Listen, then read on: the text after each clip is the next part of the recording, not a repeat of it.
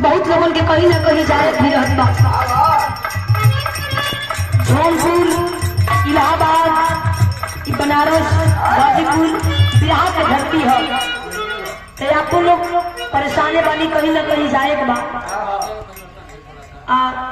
कौन परिवर्तन देखा भैया वैसे देखा बरात मालिक अपने द्वारे से बरात लेके चले लगे तो कई 100 लोग जाला, कम से कम 20, 25, 50 लोग गाड़ी लेके लोग जाला। बरात मालिक का यह मोह से समझिए कहिए का जब बेटा के बियाह होके जात बा इतना बरात बज के निकली चला जाई कहाँ की फलाने का बेटवा के बियाह बा।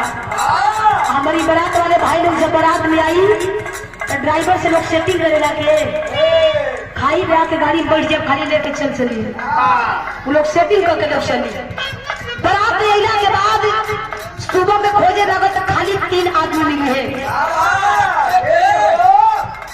भोर में जानत हो के मिली जिम्मेदारी के नाते बाबूजी, अब मजबूरी में मामा और वो फालतू में भूखा।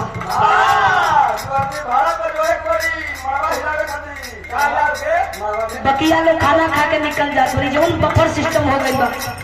बकिया लोग खाना खा के लोग निकल जात बा। देखा आज से पहले से बहुत परिवर्तन हो गई।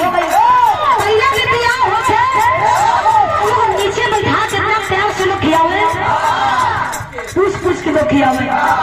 भैया कुछ और चाहिए आयो तैसे बफर सिस्टम हो गई बा। कितने बड़ा अधिकारी आ गई तब पत्थर हाथे में लेके जैसे भीख आदमी मांगे भैया कर दे नहीं खे उठने में तो कहीं भैया आगे बढ़ा